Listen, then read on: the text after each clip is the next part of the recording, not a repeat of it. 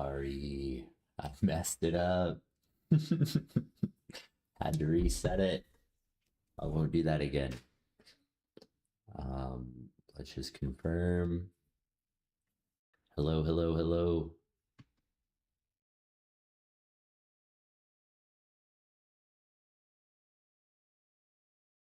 All right, it seems like it's working. You just pull up everything one more time. Boom. All right. Genesis 46. Get into it. God's assurance.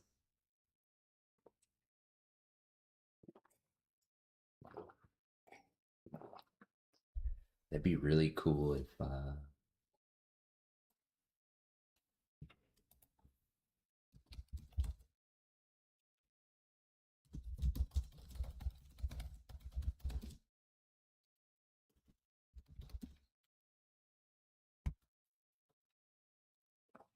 all right. Good stuff. Getting real interesting. All right, Genesis 47. And Israel took his journey with all that he had and came to Beersheba and offered sacrifices unto the God of his father Isaac. And God spake unto Israel the vision of the night and said, Jacob, Jacob. And he said, Here am I. And he said, I am God, the God of thy father.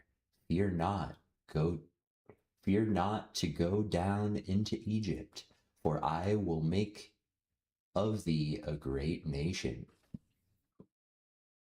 I will go down with thee into Egypt, and I will surely bring up thee again. And Joseph shall put his hands upon thine eyes. And Jacob rose from Beersheba, and the sons of Israel carried Jacob their father, and their little ones, and their wives, in the wagons which Pharaoh had sent to carry him. And they took their cattle and their goods, which they had gotten in the land of Canaan, and came into Egypt, Jacob and all his seeds with him, his sons' sons with him, his daughters and his sons' daughters, and all the seed he brought with him into Egypt. Jacob's descendants. And these are the names of the children of Israel which came into Egypt. Jacob and his sons, Reuben, Jacob's firstborn, and the sons of Reuben, Henoch, and Phalu, and Hezrah, and Camri, and the sons of Simeon, Jemuel, and Jamin, and Ohad, and Jachin, and Zohar, and Saul, and the son of the Canaanitish woman, and the son of Levi, Gershon, Kohath, Merari, and the son of Judah, and Onan, and Shalal, and Pharez, and Zahar. But and Onan had died in the land of Canaan.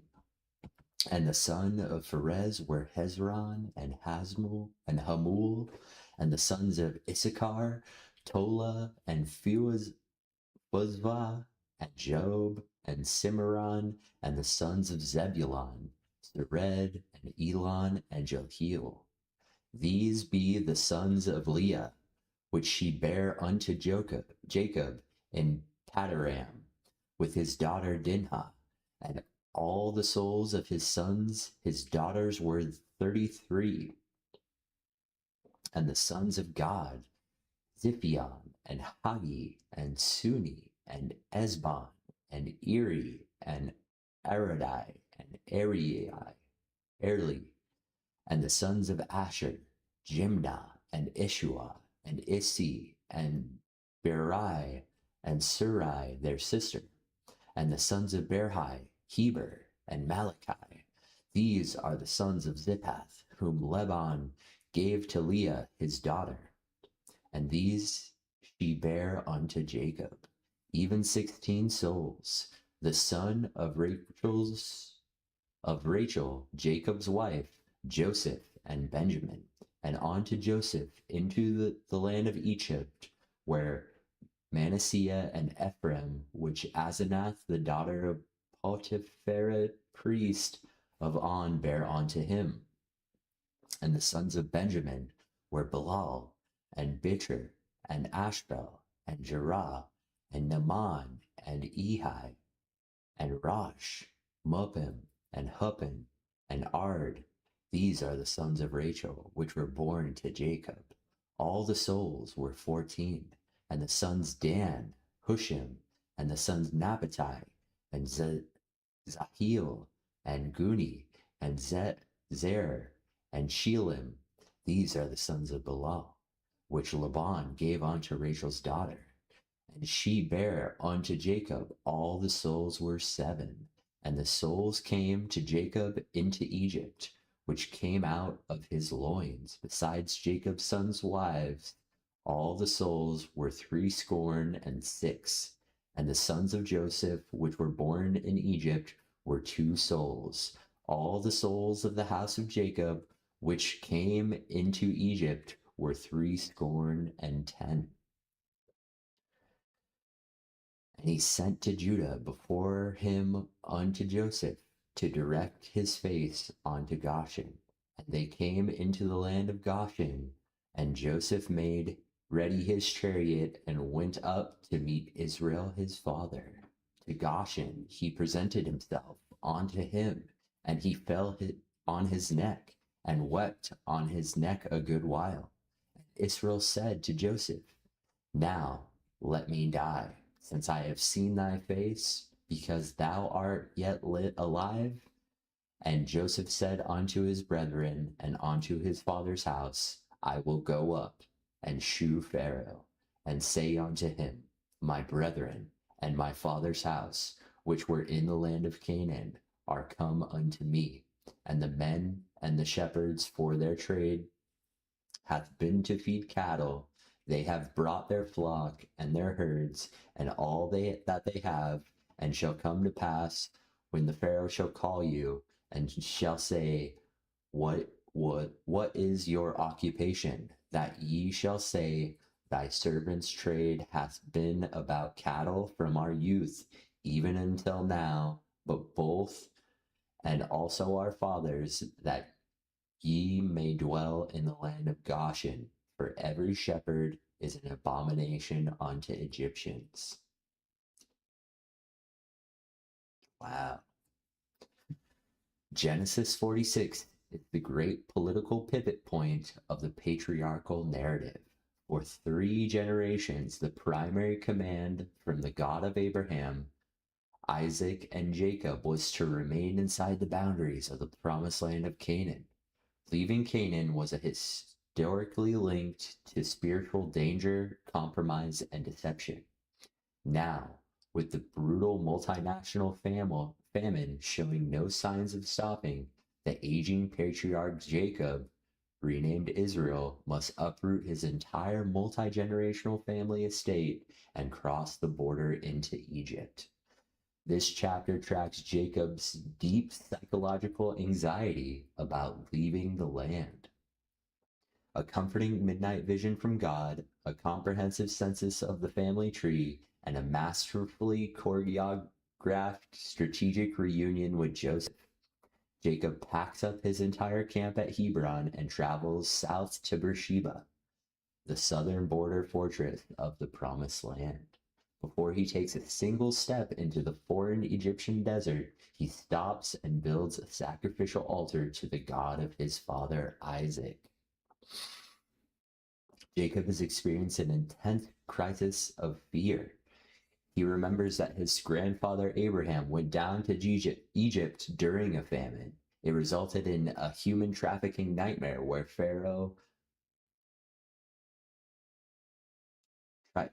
trafficking nightmare with Pharaoh. He remembers that God explicitly commanded his father Isaac to never go down to Egypt. He is terrified that moving his family out of Canaan, he is fortifying the cosmic Abrahamic inheritance. God shatters the night silence to Jacob to answer Jacob's anxiety in a profound repeating midnight vision. Jacob, Jacob, fear not to go down into Egypt, for I will make thee a great nation.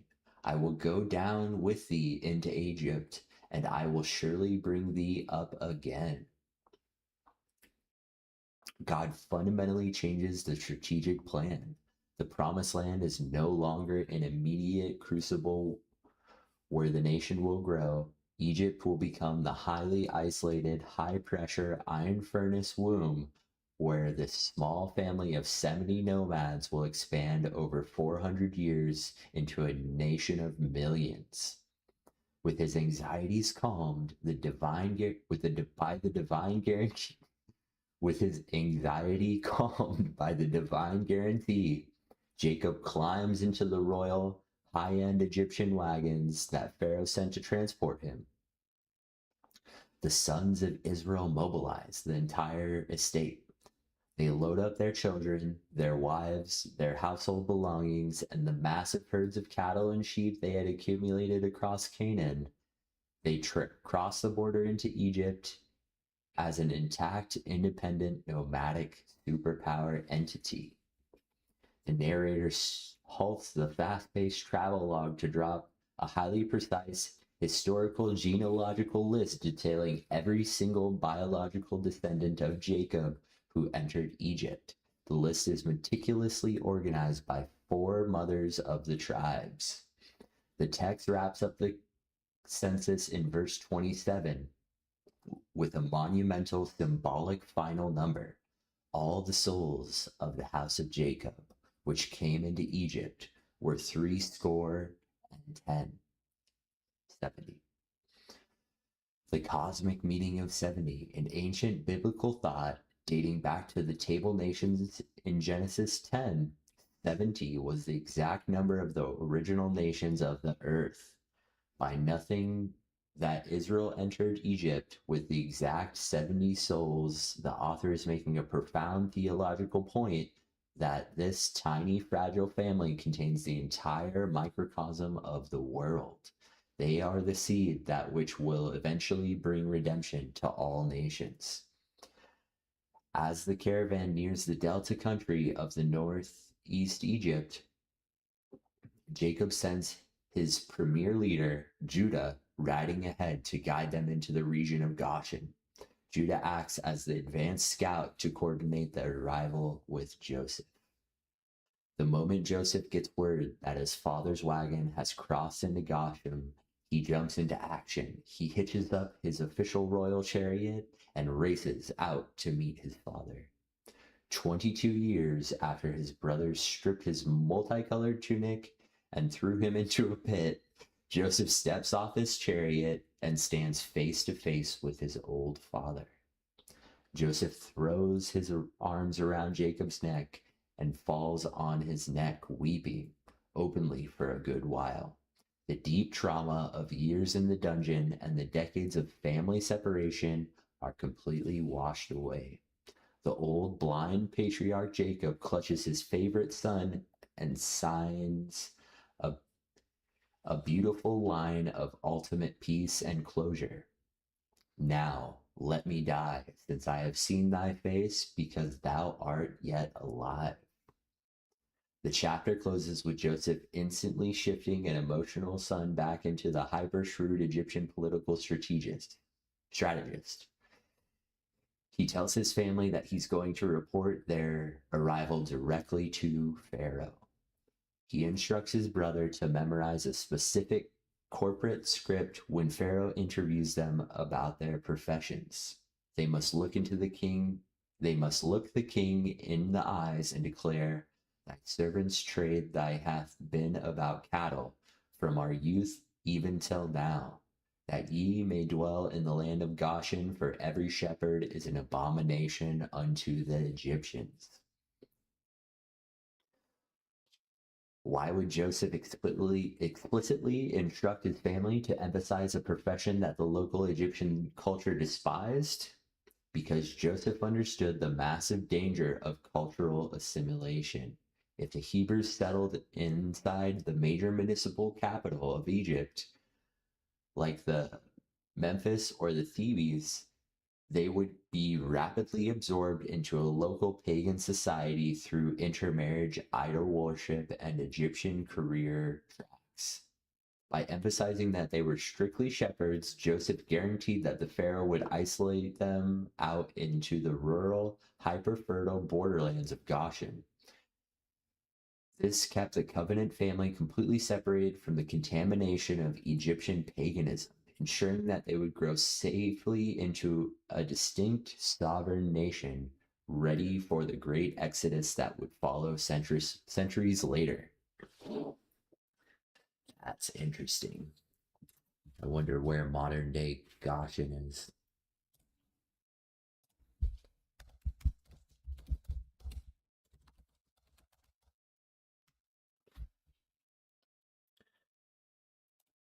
The name Goshen refers to a few different places depending on whether you're looking for ancient history or modern geography.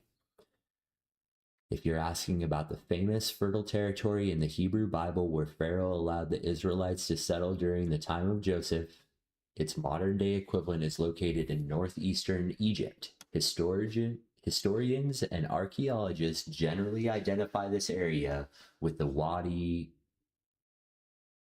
Tumilat, a lush village stretching from the eastern Nile Delta towards the Suez Canal. It is believed to span regions near modern archaeological sites such as Tel El Dabba, ancient Avarius, and Tel El Mashuta. Interesting. All right there.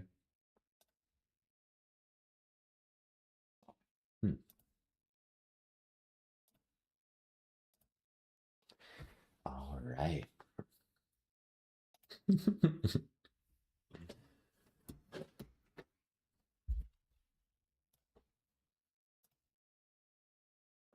All right, Genesis 47. Then Joseph came to Pharaoh and said, my father and my brethren and their flocks and their herds and all that they have are to cometh out of the land of Canaan. And behold, they are in the land of Goshen. And he took some of his brethren, even 5 men, and presented them unto Pharaoh. And Pharaoh said unto his brethren, what is your occupation? And they said unto Pharaoh, thy servants are shepherds, both we and our fathers. They said moreover unto Pharaoh, for to sojourn in the land where we come, for thy servants have no pasture for their flocks, for the famine is sore in the land of Canaan. For now, we pray thee, let thy servants dwell in the land of Goshen. And Pharaoh spake unto Joseph, saying, thy father and thy brethren are come unto thee. The land of Egypt is before thee. In the best of the land make thy father and brethren to dwell. In the land of Goshen let them dwell. And if thou know any men of activity among them, then make them rulers over my cattle. And Joseph brought in Jacob's father and set him before Pharaoh. And Jacob blessed Pharaoh. And Pharaoh said unto Jacob, how old art thou? And Jacob said unto Pharaoh, the days of the years of my pilgrimage are 130 years. Few and evil have the days of the years of my life been. I have not attained unto the days of the years of my life of my father, the days of their pilgrimage. And Jacob blessed the Pharaoh and went out before the Pharaoh. Went out from before the Pharaoh, and Joseph placed his father and his brethren and gave them a possession in the land of Egypt, in the best of the land, in the land of Ramses, as Pharaoh had commanded. And Joseph nourished his father and his brethren and all of his father's household with bread according to their families. And there was no bread in all the land, for all the famine was very sore, so that the land of Egypt and the land of Canaan fainted by reason of the famine. And Joseph gathered up all the money that had found the land of Egypt and the land of Canaan for the corn which they bought. And Joseph brought the money into the Pharaoh's house. When the money failed in the land of Egypt and in the land of Canaan, all the Egyptians came unto Joseph and said, Give us bread, for why should we die in thy presence? For the money faileth. And Joseph said, Give your cattle, and I will give you for your cattle if money fail. And they brought their cattle unto Joseph. And Joseph gave them bread in exchange for horses, and for the flocks, and for the cattle of the herds, and for the asses, and for he fed them with bread for all their cattle for that year. When the year was ended, they came unto him the second year, and said unto him, We will not hide from it, my lord, how that our money is spent. My lord hath heard of cattle. There is not aught left in sight of my lord but our bodies and our land. Wherefore shall we die before thine eyes, before we and our land? Buy us and our land for bread, and we and our land will be servants unto Pharaoh. And give us seed, that we may live and not die, that the land be not desolate.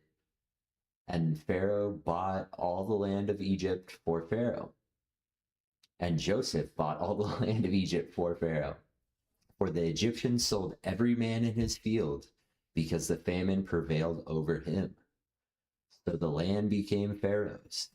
And as for the people, he removed them from the cities, from one end of the borders of Egypt, even to the other end thereof. And the land of the priests brought he not, for the priests had a portion assigned to them of Pharaoh, and he did not eat a portion which Pharaoh gave them, wherefore they sold not their land. When Joseph said unto the people, Behold, I have bought you this day for your land of Pharaoh. Lo, here is the seed for you, and ye shall sow the land. And it shall come to pass in the increase that ye shall give the fifth part unto Pharaoh, and the fourth part shall be your own, for the seed of your field, and for your food, and for them of your households, and for the food of your little ones. And they said, Thou hast saved our lives. Let us find grace in the sight of my Lord, and I will be Pharaoh's servants. And Joseph made it a law over the land of Egypt unto this day, that Pharaoh should have a fifth part, except for the land of the priests only, which became not Pharaoh's. And Israel dwelt in the land of Egypt, in the country of Goshen, and they had possessions therein that grew and multiplied exceedingly. And Jacob lived in the land of Egypt 17 years, so the whole age of Jacob was 147 years. And the time drew the night that Israel must die, and he called his son Joseph, and said unto him, If now I have found grace in thy sight, put, I pray thee, thy hand under my thigh, and deal kindly and truly with me. Bury me not, I pray thee, in Egypt. But I will lie with my fathers, and thou shalt carry me out of Egypt, and bury me in their burying place. And he said, I will do as thou hast said. And he said, Swear unto me. And he sware unto him. And Israel bowed himself upon his bed's head. Wow. Genesis 14 tracks the final institutional settlement of Israel inside the superpower structures of Egypt. The chapter splits into two fascinating narratives that present a massive contrast in power dynamics.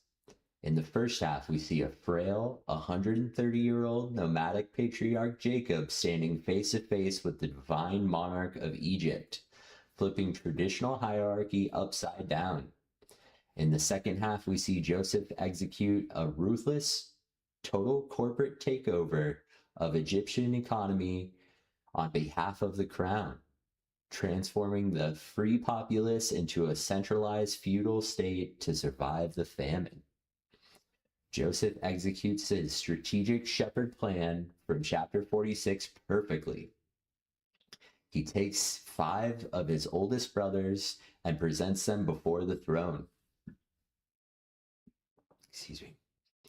When Pharaoh asks about the occupation, they stick to Joseph's script. Thy servants are shepherds, both we and also our fathers. To sojourn in the land we are come. We come. Are we come? For thy servants have no pasture for their flocks, for famine is sore in the land of Canaan. Pharaoh grants their request instantly. He turns to Joseph and authorize a premier land grant. The land of Egypt is before thee. In the best of the land make thy father and thy brethren dwell. In the land of Goshen let them dwell. He even requests that if Joseph knows any hyper-capable men among them, he should put them in charge of the royal state livestock treasury. Immediately after the brothers' exit, Joseph brings his frail, elderly father Jacob into the grand throne room. Verses 7 and 10 drop a pair of staggering literary bookends that completely stun the reader. And Jacob blessed the Pharaoh. In ancient Near Eastern reality, the Pharaoh was viewed as a living god on earth, the absolute center of cosmic power, wealth, and authority. Jacob was a broke, starving refugee from a drought-shattered territory. Yet the author invokes the foundational rule of the universe. The lesser is blessed of the greater. Hebrews 7:7. Jacob, carrying a raw spiritual authority over the Abrahamic covenant, speaks a sovereign blessing down onto the ruler of the world. Pharaoh is fascinated by the ancient, weathered appearance of the patriarch and asks a raw question: how old art thou? Jacob delivers a haunting, melancholic response in verse 9, summarizing his life through the lens of a wandering fugitive. The days of the years of my pilgrimage are 130 years. Few and evil have the days of the years of my life been. He calls his life few and evil because compared to his ancestors Abraham and Isaac, his 130 years have been completely dominated by nonstop running, exile, family warfare, deception, and grief. Jacob exits the throne room, leaving the king under the shadow of his blessing. The narrative camera suddenly cuts away from the comfortable family camp in Goshen and zooms out to show a brutal dystopian reality of the wider famine across Egypt and Canaan. The money supply completely dries up. The populace is starving. They crowd around Joseph's grain storehouses and scream for food. Joseph, operating as a cold, hyper-efficient grand vizier, completely loyal to the interests of the crown, initiates a systematic, multi-phase corporate extraction policy to feed the people while consolidating absolute state control. Joseph gathers up every single piece of silver and gold across Egypt and Canaan in exchange for grain, dumping the entire regional money supply straight into the Pharaoh's private state vault. When the money runs out, the people beg for food. Joseph says, "Give your cattle, and I will give you for your cattle." The people surrender their horses, flocks, cattle herds, and donkeys. By the year 2 of this phase, the crown owns the entire transportation, military, and agricultural livestock infrastructure of the nation. The next year, the desperate populace offers their ultimate asset: buy us and our land for bread, and we and our land will be servants unto Pharaoh. Joseph buys up every single acre of property across the entire empire, except for the land belonging to the elite pagan priests, whose estates were already heavily subsidized by the crown. To completely break their historical connection to their private family estates, Joseph relocates the entire populace into a centralized municipal city from one end of the Egyptian border to the other. Once the crown possesses the absolute ownership of the money, the animals, the land, and the bodies of the citizens, Joseph feed them seed, and tell them to go back into their fields as tenant farmers. He enacts a permanent national tax law in verse 24. Ye shall give a fifth unto Pharaoh, and 4 parts shall be your own. Basically a 20% tax. To the ancient world, a flat 20% permanent income and crop tax was an incredibly sustainable, reasonable rate to guarantee national security and food storage. The people worshiped Joseph for his management, crying, "Thou hast saved our lives. Let us find grace in the sight of my Lord, and we will be Pharaoh's servants." Verse 27 drops the ultimate shocking contrast of the entire chapter, showing how differently the covenant family was faring compared to the native population. Lose their money, lose their herds, lose their private land, and reduce the centralized tenants to servants. Dwell into the land of Egypt, in the country of Goshen, and they had possessions therein and grew and multiplied exceedingly. While Egypt is being centralized, Israel is expanding rapidly, flourishing in absolute luxury and abundance under the protective shadow of the Grand Visor. Jacob lives happily in Goshen for 17 years, reaching 147 years old. Sensing that his internal biological clock is winding down to its final minutes, he summons Joseph to his bedside to perform a high-stakes, binding patriarchal ritual. He tells Joseph, "Put, I pray thee, thy thigh under my... Put, I pray thee, thy hand under my thigh, and deal kindly and truly with me. Bury me not, I pray thee, in Egypt."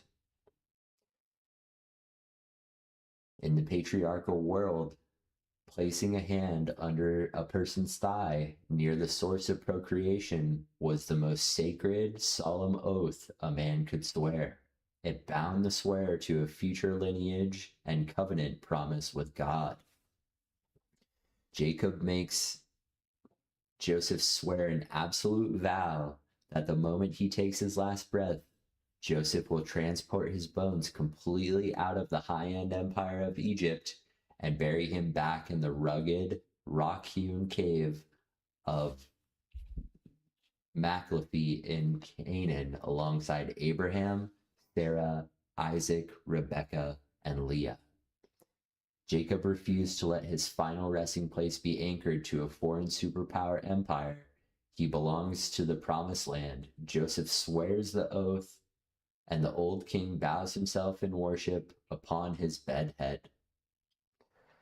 Completely ready to pass on the patriarchal torch the next generation to the next generation in chapter 48. Wow.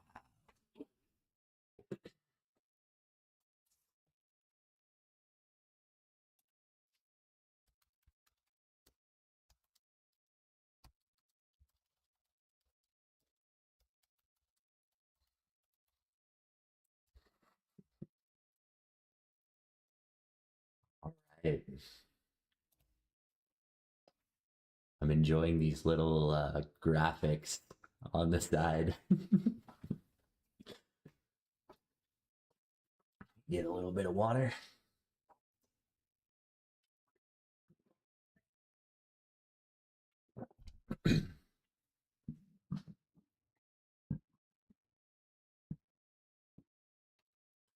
Genesis 48. And it came to pass after these things that one told Joseph, Behold, thy father is sick. And he took him with his two sons, Manasseh and Ephraim, and told Jacob and said, Behold, thy son Joseph cometh unto thee. And Israel strengthened himself and sat upon the bed. And Jacob said unto Joseph, God Almighty appeared unto me at Luz in the land of Canaan, and blessed me, and said unto me, Behold, I will make thee fruitful, and multiply thee, and will make thee a multitude of people, and will give this land to thy seed after thee for an everlasting possession. And now thy two sons, Ephraim and Manasseh, will be born which were born unto thee in the land of Egypt, before I came unto thee into Egypt, are mine, as Reuben and Simeon. They shall be mine, and thy issue which thou begettest after me shall be thine, and shall be called after the name of their brethren in their inheritance. And as for me, when I came from Padan, Rachel died by me in the land of Canaan, in the way when yet there was but a little way to come unto Ephrath. And I buried her there in the way of Ephrath. The same is Bethlehem. And Israel, behold, Joseph's son, and said, Who are these? And Joseph said unto his father, They are my sons, whom God hath given me in this place. And he said, Bring them, I pray thee, unto me, and I will bless them. Now the eyes of Israel were dim for age, so that he could not see. And he brought them unto him, and he kissed them, and embraced them. And Israel said unto Joseph, I had not thought to see thy face, and lo, God hath showed me also thy seed. And Joseph brought them out from between his knees, and he bowed himself with his face to the earth. And Joseph took both them, Ephraim in his right hand toward Israel's left hand, and Manasseh in his left hand towards Israel's right hand, and brought both of them unto him. And Israel stretched out his right hand and laid it upon Ephraim's head, who is the younger, and his left hand onto Manasseh's head, guiding his hands wittingly, for Manasseh was the firstborn. And he blessed Joseph and said, God, before whom my father Abraham and Isaac did walk, the God which fed me all my life long unto this day, the angel which redeemed me from all evil, bless the lads, and let my name be named on them, and the name of my father Abraham and Isaac, and let them grow into a multitude in the midst of the earth. And when Joseph saw that his father laid his right hand upon the head of Ephraim, it displeased him, and he held his father's hand to remove it from Ephraim's head onto Manasseh's head. And Joseph said unto his father, Not so, my father, for this is the firstborn. Put thy hand upon his head. And his father refused and said, I know it, my son, I know it. He also shall become a people, and he also shall be great. But truly his younger brother shall be greater than he, and his seed shall become a multitude of nations. And he blessed them that day, saying, In thee Israel blessed, saying, God make thee as Ephraim as Manasseh. And he set Ephraim before Manasseh. And Esrael said unto Joseph, Behold, I die, but God shall be with you, and bring you again unto the land of your fathers. Moreover, I have given thee one portion above thy brethren, which I took out of the hand of the Amorite with my sword and with my bow. Wow. All right. Genesis 48 shifts the narrative to Jacob's deathbed, where he performs a highly strategic piece of legal and spiritual engineering. The old patriarch is completely blind from age, fading fast.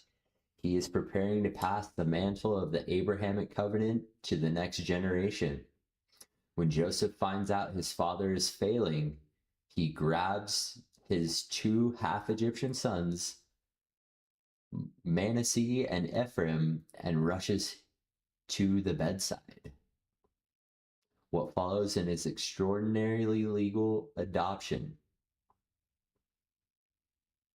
a shocking cross-handed prophetic gesture that upends the birthright, and a poetic look back at the sovereign grace that guided Jacob's long, turbulent life. When Jacob is told, Behold, thy son Joseph cometh unto thee, the fading patriarch musters every ounce of his remaining physical energy and sits up straight in his bed. He opens up by reciting his foundational spiritual anchor. The moment God Almighty appeared at Luz decades ago, promising to make him a multitude of people and to hand his lineage to the promised land forever. Then Jacob executes an unprecedented legal maneuver that completely alters the tribal map of Israel. And now thy two sons, Ephraim and Manasseh, which were born unto thee in the land of Egypt, are mine, as Reuben and Simeon. They shall be mine. By legally adopting Joseph's sons as his own first-tier children, Jacob accomplishes two structural moves. He strips the firstborn right of Reuben due to his crime in chapter 35. He gives Joseph the double portion of inheritance. Joseph line splits into two independent tribes, Ephraim and Manasseh, rather than just one. Jacob notes that any future children of Joseph's father will remain under Joseph's name, but Ephraim and Manasseh are officially bumped up to the full status alongside their uncles. Jacob looks out into the dim room and spots a silhouette of two teenagers standing there behind Joseph. Who are these? Joseph responds proudly, They are my sons, whom God hath given me in this place. Jacob commands, Bring them, I pray thee, unto me, and I will bless them. The scene beautifully mirrors Genesis 27, when a blind, dying Isaac sat on his bed and mistakenly blessed Jacob.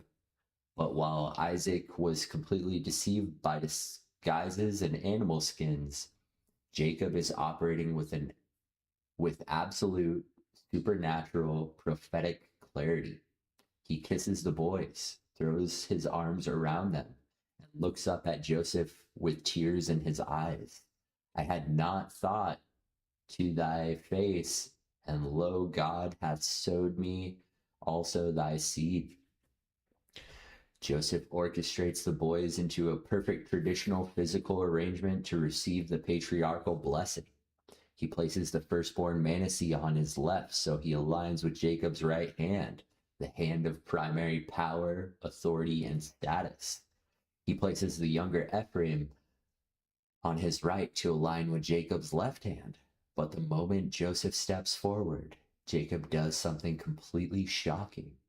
He reaches out and deliberately crosses his arms. Jacob's right hand drops directly to the head of Ephraim, the younger. Jacob's left hand drops onto the head of Manasseh, the firstborn. Joseph thinks his blind father, is experiencing sensile lapse in coordination. He lunges forward, grabs his father's hands, and tries to physically drag Jacob's right hand over Manasseh's head. And he says, "Not so, my father, for this is the firstborn. Put thy right hand upon his head." Jacob flatly refuses, pulling his arms tight and issuing a fierce prophetic declaration in verse 19. "I know it, my son. I know it." Jacob initially tells Joseph, "I know exactly what I'm doing. Manasseh will indeed become great, powerful people, but his younger brother Ephraim shall be greater than he. He is the seed.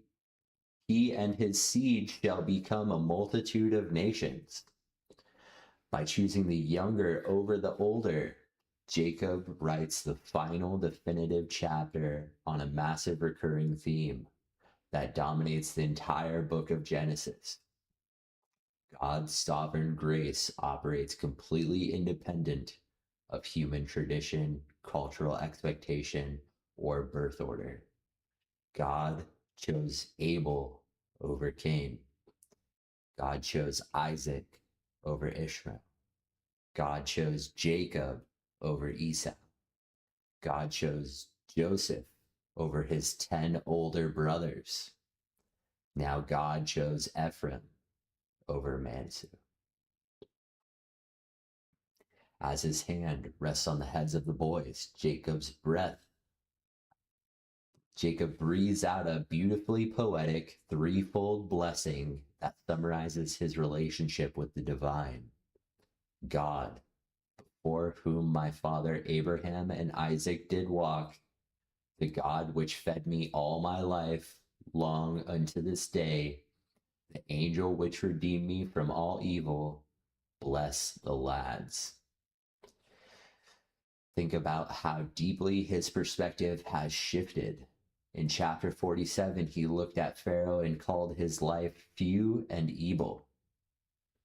But here, looking back at the macro narrative of his journey, he realizes that even when he is running from Esau, getting ripped off by Laban, or weeping over the blood-stained coat, God was actually shepherding him and redeeming him from every single drop of evil. The chapter comes to a close with Jacob turning his eyes specifically to Joseph, issuing a powerful prophecy of the eventual Exodus. "Behold, I die, but God shall be with you, and bring you again unto the land of your fathers." As a final token of supreme affection for his son, Jacob hands Joseph a unique real estate bonus. "Moreover, I have given to thee one portion above thy brethren, which I took out of the hand of the Amorite with my sword and with my bow." This specific plot of land, located in Shechem, will eventually serve as the exact geographic inheritance of the tribe of Joseph centuries later, when the children of Israel finally march out of Egypt during Exodus. They will transport Joseph's mummified bones through the wilderness for 40 years, specifically to bury him right there on the plot of land his dying father handed to him in chapter 48. With Joseph's double portion legally sealed, with Joseph's double proportion legally sealed in his grandson's supernatural blessing, Jacob turns his bed into a royal courtroom. He calls for all 12 of his sons to gather tightly around his mattress, setting the stage for chapter 49, where he will deliver his final sweeping deathbed oracle and lay out the future tribal destinies of an entire nation of Israel. Wow. All right. Let's go to chapter 49.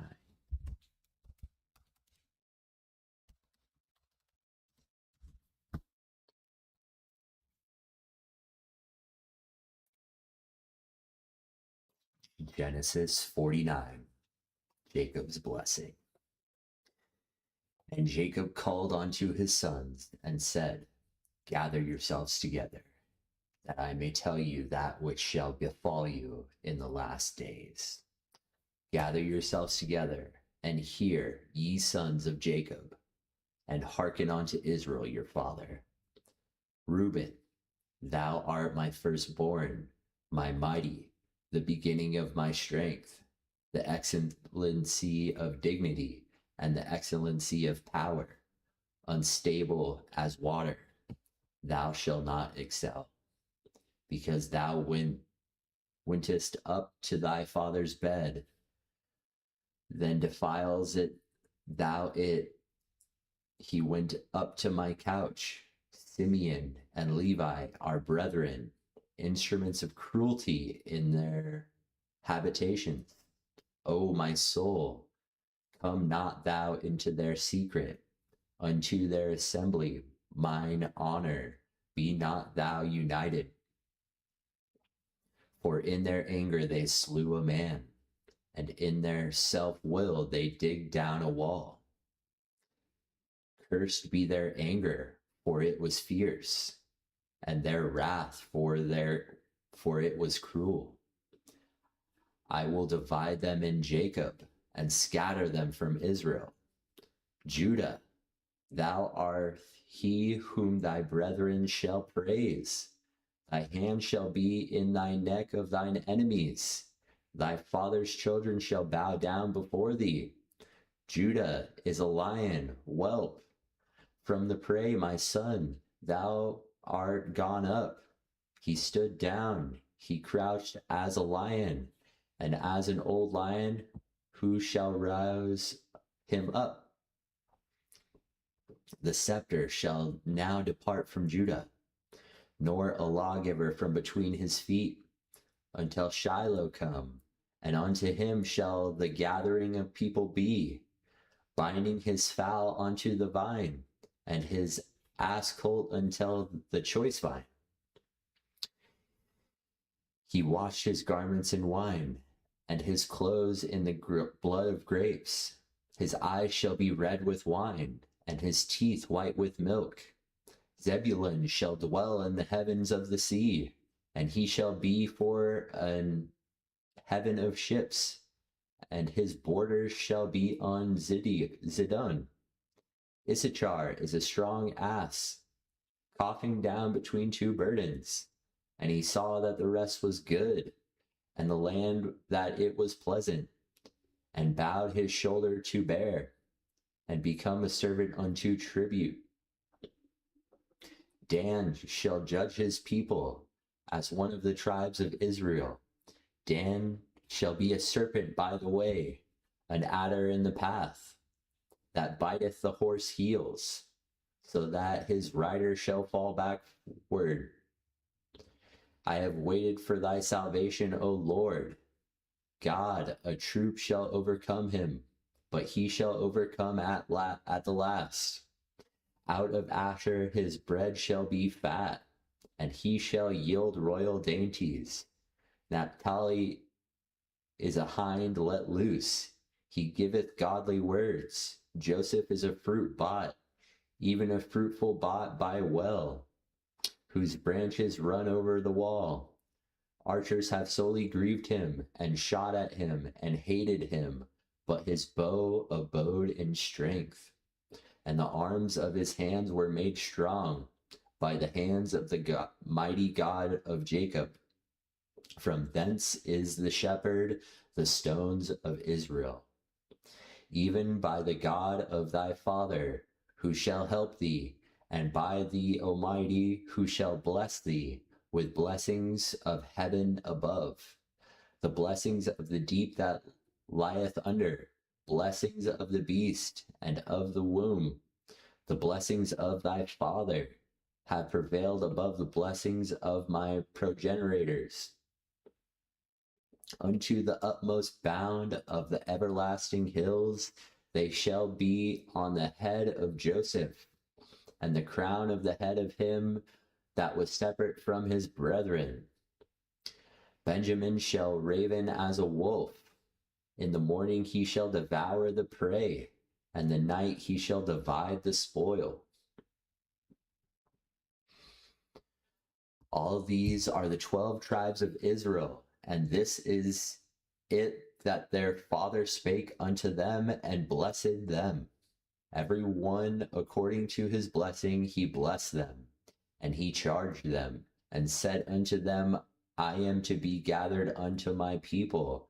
Bury me with my fathers in the cave that is in the field of Ephron the Hittite, in the cave that is in the field of Maclophia, which is before Mamre, in the land of Canaan, which Abraham bought in the field of Ephron the Hittite for the possession of a burying place. They buried Abraham and Sarah his wife, and there they buried Isaac and Rebekah his wife, and they buried Leah. They purchased the field and of the cave that is therein was the children of Heth. When Jacob had made an end of the commanding his sons, he gathered up his feet into the bed and yielded up the ghost and was gathered unto his people. Wow. Genesis 49 is the grand poetic finale of Jacob's turbulent life. Lying on his deathbed in Egypt at 147 years old, the blind patriarch gathers his 12 sons tightly around his mattress. This is not a standard sentimental farewell. This is a highly charged courtroom scene and a monumental piece of theological geopolitical prophecy. Jacob looks at each son and delivers a specific oracle that exposes their past character flaws while mapping out their future geographic, economic, and military destinies of the 12 tribes of Israel. Centuries later, when they enter the Promised Land, here is the deep context and step-by-step breakdown of Jacob's final tribal testaments. Jacob starts with his 3 oldest sons, born to Leah. In an ancient Eastern culture, these 3 should have inherited the prime double portion, the spiritual priesthood, and the political monarchy. Instead, Jacob systematically strips them of their rights because of their past moral failures. Jacob acknowledges Reuben as his firstborn. Hello? Time out.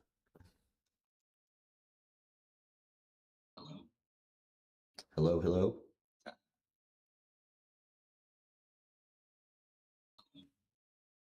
Hello, hello? All right. Jacob acknowledges Reuben as his firstborn, his might, and the beginning of his strength. But then he delivers a crushing verdict, unstable as water. Thou shalt not excel. Jacob brings Reuben's dark skin from chapter 35 when he slept with Bilhah, his father's concubine, in a reckless, arrogant grab for household power. The tribe of Reuben never produces a single king, judge, major prophet, or national leader in all of Israelite history. To Simon and Levi, Jacob groups the second and third born brothers together, declaring, Cursed be their anger, for it was fierce, and their wrath, for it was cruel. I will divide them in Jacob and scatter them from Israel. Jacob unleashes pent-up condemnation for their actions in chapter 34, where they use deception and a sacred covenant signed to execute a cold-blooded vigilante massacre of an entire civilian population in Shechem. Simeon becomes the weakest tribe.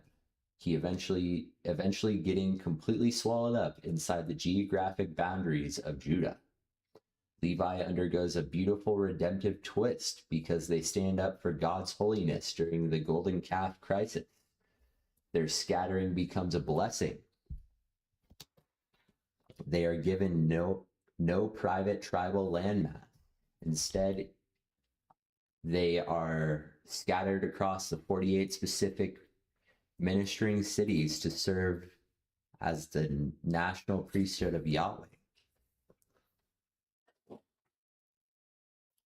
Sorry, I gotta fix this. Hello.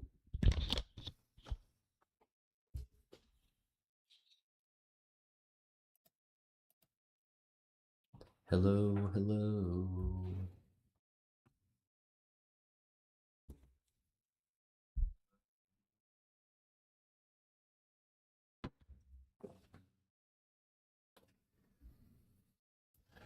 Because the first three sons are legally disqualified, the mantle of leadership falls squarely on the shoulders of the firstborn son, Judah.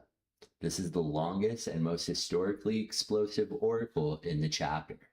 Jacob transforms Judah's name, which means praise, into the royal destiny. Judah, thou art he whom thy brethren shall praise. Thy father's children shall bow down before thee. Judah is a lion's whelp. Jacob drops the defining messianic prophecy of the entire book of Genesis in verse 10. The scepter shall not depart from Judah, nor a lawgiver from between his feet, until Shiloh come, and unto him shall the gathering of people be. Shiloh is an ancient title meaning the one to whom it belongs, or he whom brings peace. Judah becomes the dominant, apex royal bloodline of Israel. It produces King David, King Solomon, and establishes the permanent Davidic dynasty. Ultimately, this prophecy finds its absolute climax in the New Testament, where Jesus Christ is explicitly crowned as the Lion of the tribe of Judah, the eternal King whom all nations will bow. Jacob pivots to map out the economic and regional geography of the central tribes. Zebulon, the heaven of ships. The oracle Zebulon shall dwell at the heavens of the sea, and he shall be for an heaven of ships, and his border shall be on Zidion. The fulfillment.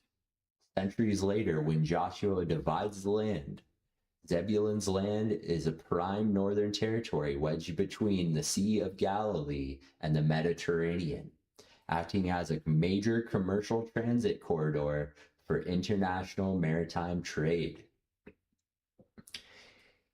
Issachar, the oracle.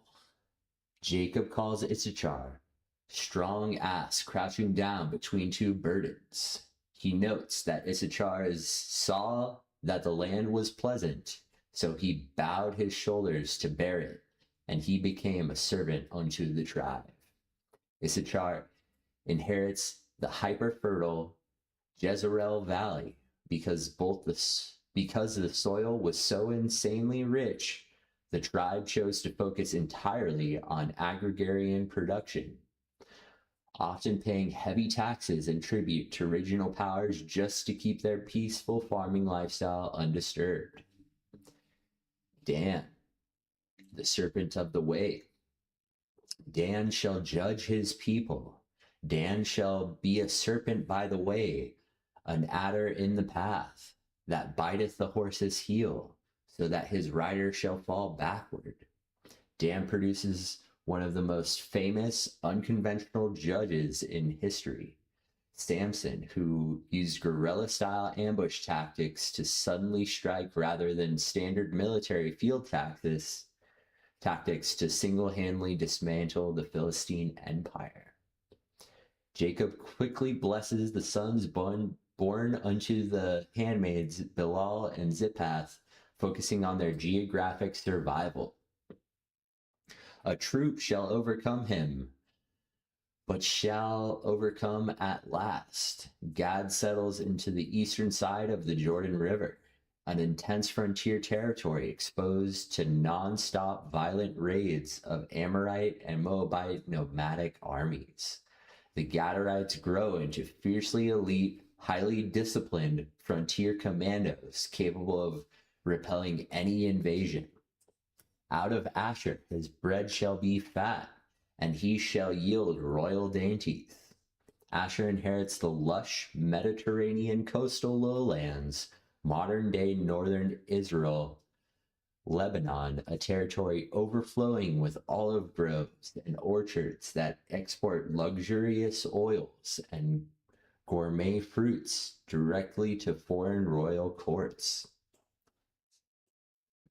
Naphtali is a hind let loose. He giveth godly words. Settled in the beautiful rolling hills of Upper Galilee, Naphtali becomes celebrated for his agile light infantry soldiers and poetic soaring war songs, such as the Song of Deborah in Judges 5. The Golden Crown, Joseph and Benjamin. Jacob closes the circle by turning his eyes to his two favorite sons, born to his beloved Rachel.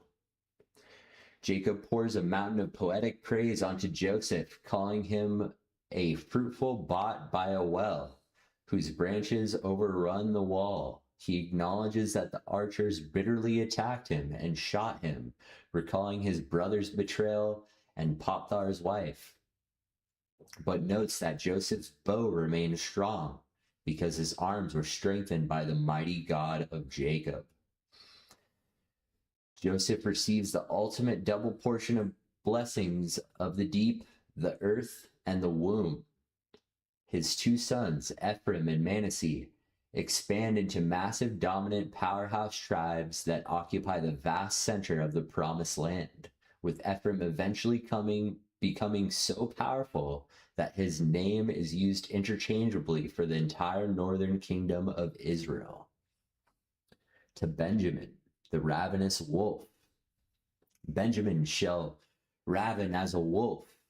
In the morning he shall devour the prey, and at night he shall divide the spoil. Despite being the youngest, the tribe of Benjamin develops an incredibly fierce, terrifying reputation for military brutality and lethal accuracy. They produce the world's most elite left-handed slingshot snipers and unleash Israel's very first king, the tall, war-driven Saul. The moment Jacob finishes his grand poetic layout of the future nation, he pulls his administrative authority back together for one final order. He looks at his 12 sons and commands them to bypass the luxury of Egypt and bury him strictly inside the cave of Machpelah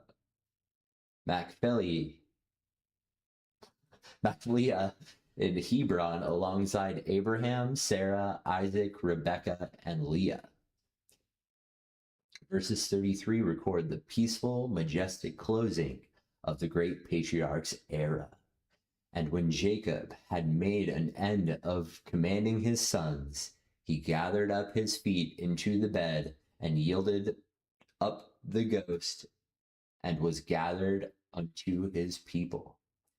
Jacob closes his eyes for the last time. The long-running, decades-long era of individual patriarchs is officially over. The wandering schemer who started his journey sleeping on a rock pillow in Bethel has died a royal prince. When you step into chapter 50, the book of Genesis will come to a grand conclusion as a massive international Egyptian military escort marches up into Canaan to bury the old man, setting the stage for the dramatic structural birth of the nation of Israel. Wow. All right, one more chapter. I hope my audio's okay.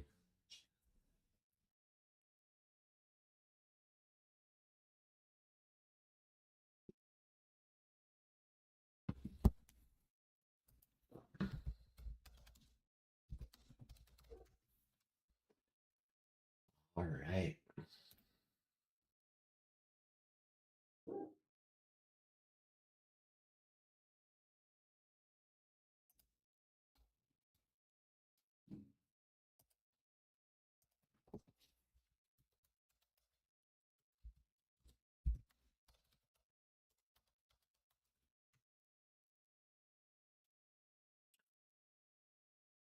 All right.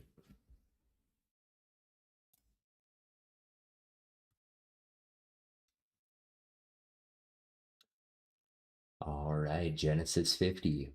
And Joseph fell upon his father's face, and wept upon him, and kissed him. And Joseph commanded his servants, the physicians, to embalm his father. And the physicians embalmed Israel.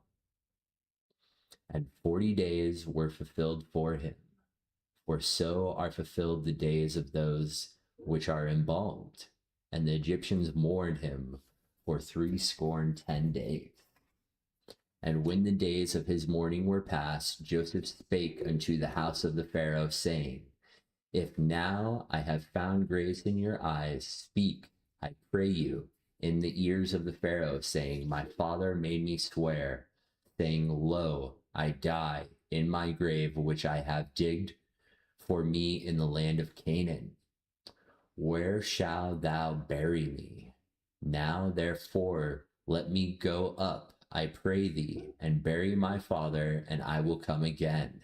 And Pharaoh said, Go up and bury thy father, according as he made thee swear. And Joseph went up to bury his father, and with him he went up all the servants of the Pharaoh, the elders of his house, and all the elders of the land of Egypt, and all the house of Joseph, and his brethren, and his father's house. Only their little ones and their flocks and their herds they left in the land of Goshen. And there went up with him both chariots and horsemen, and it was a very great company. They came to the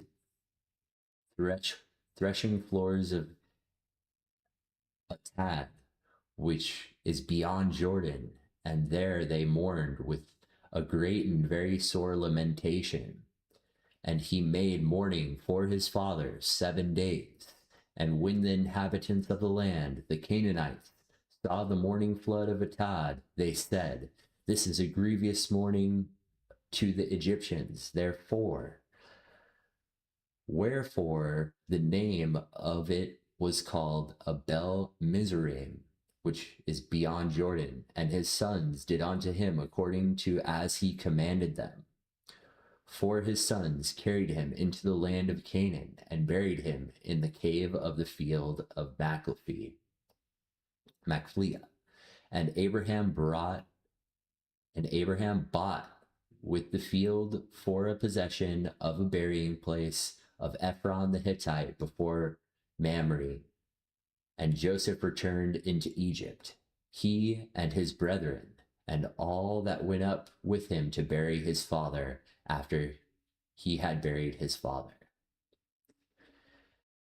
And when Joseph's brethren saw that their father was dead, they said, Joseph will peradventure hate us, and will certainly requite us of the evil which he did unto him. And they sent a messenger unto Joseph, saying, Thy father did command before he died, saying, So shall ye say unto Joseph, Forgive, I pray thee now, the trespasses of thy brethren, and their sin, for they did not unto thee evil. And now, we pray thee, forgive the trespasses of the servants of God of thy father. And Joseph wept when they spake unto him, and his brethren also went and fell down before his face, and they said, Behold, we be thy servants. And Joseph said unto them, Fear not, for I am in the place of God. But as for you, ye thought evil against me, but God meant unto good, to bring pass, as it is this day, to save much people alive. Now therefore fear ye not, I will nourish you and your little ones. And he comforted them, and spake kindly to them unto them. And Joseph dwelt in Egypt, he and his father's house, and Joseph lived 110 years. And Joseph saw Ephraim's children of the third generation, the children also of Marchi, the son of Manasseh, who brought upon Joseph's knees. And Joseph said unto his brethren, I die, and God will surely visit you, and bring you out of this land unto the land which he sware to Abraham, to Isaac, and to Jacob. And Joseph took an oath of the children of Israel, saying, God will surely visit you, and ye shall carry up my bones from hence. So Joseph died, being 110 years old, and they embalmed him, and he was put in a coffin in Egypt. Wow. Final chapter of Genesis, right? Genesis 50 brings the grand epic sweep of the book of Genesis to a majestic, highly symbolic conclusion. Following Jacob's deathbed prophecies in the passing chapter 49, the narrative shifts to execute his final binding wish to be buried completely outside the borders of the Egyptian Empire, back in the rugged, rock-hewn family vault of Canaan.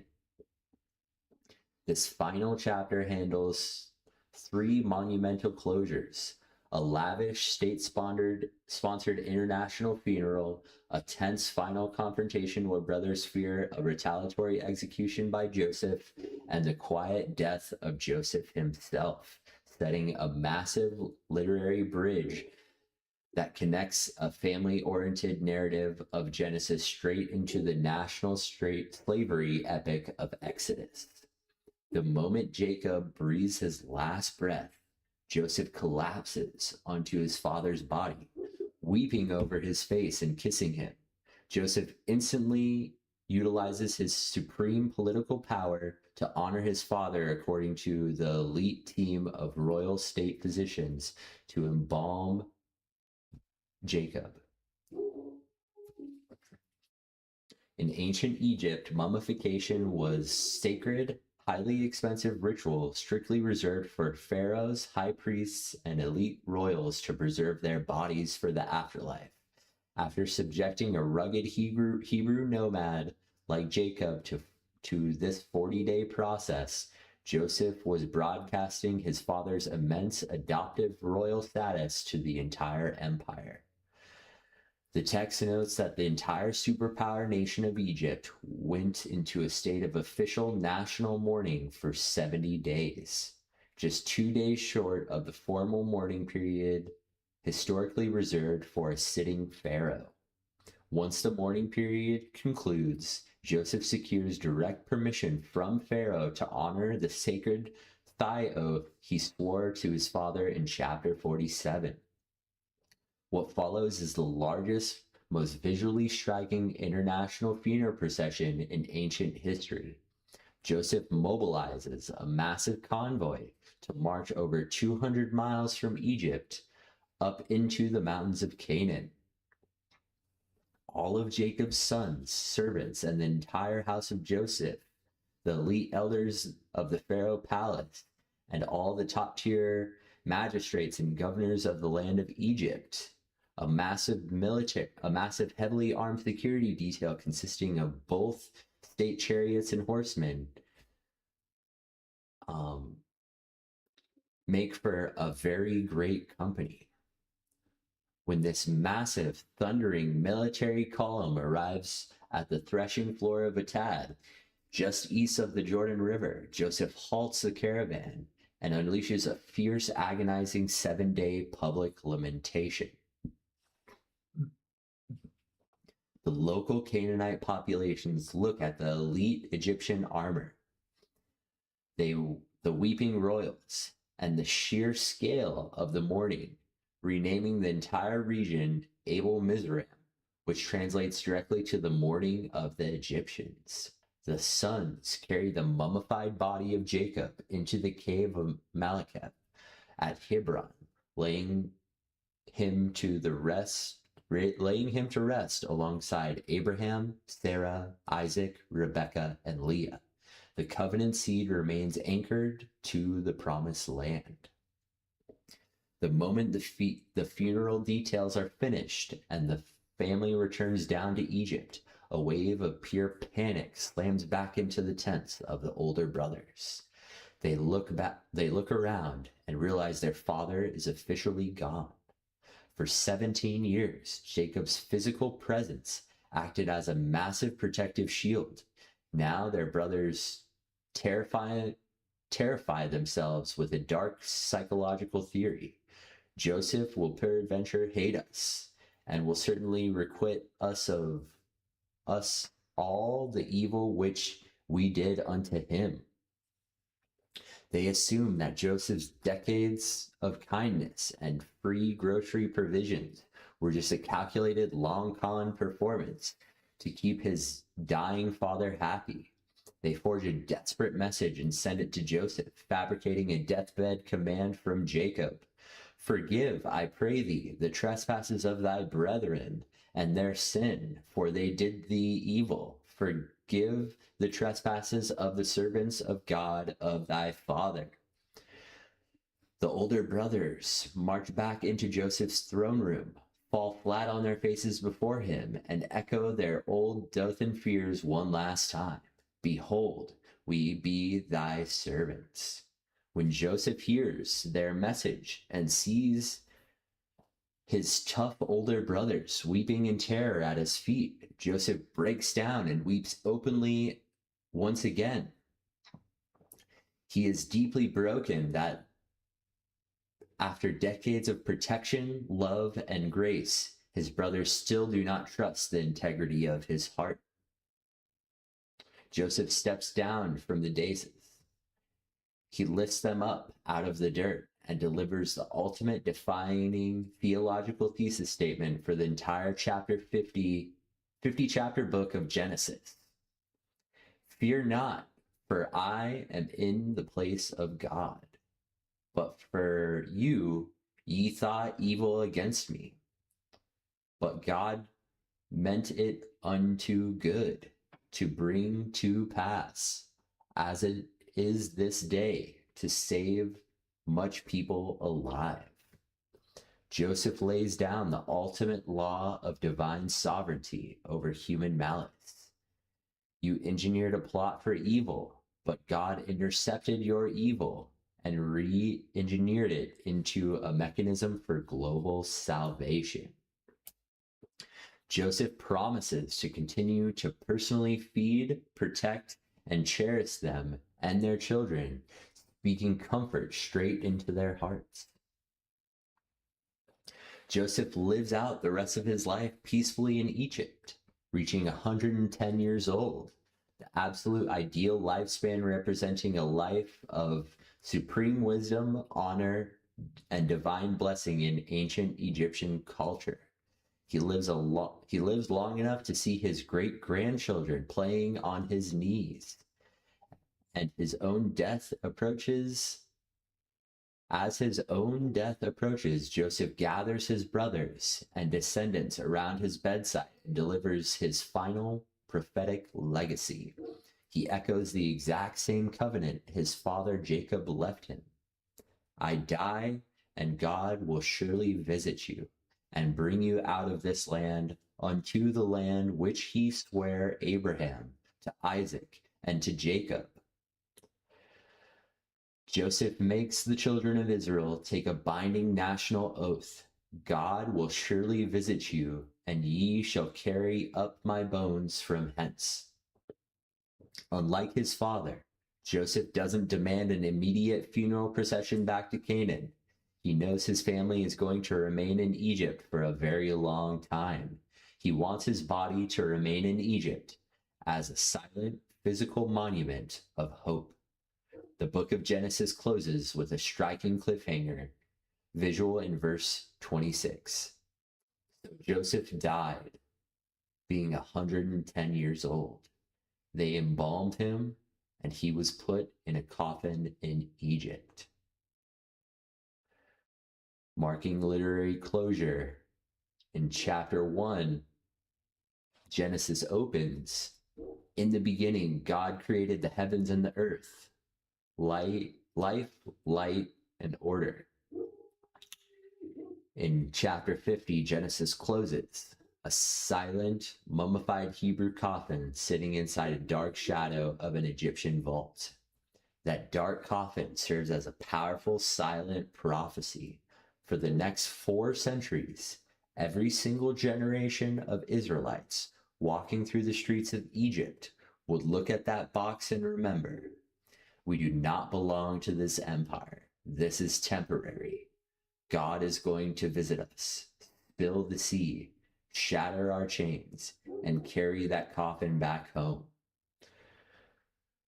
When you turn the page to the opening lines of the book of Exodus, the camera will jump forward several centuries. A new Pharaoh will rise up who knew not Joseph, and the silent hope of that coffin will violently erupt into the great wilderness delivery of God. That closes Genesis. Very interesting. Probably say this sums it up pretty nicely. Joseph lays down the ultimate law of divine sovereignty over human malice. You engineered a plot for evil, but God intercepted your evil and re-engineered it into a mechanism for global salvation. That's probably the best verse of Genesis. Maybe. One of my favorites for sure. You engineered a plot for evil, but God intercepted your evil and re-engineered it into a mechanism for global salvation.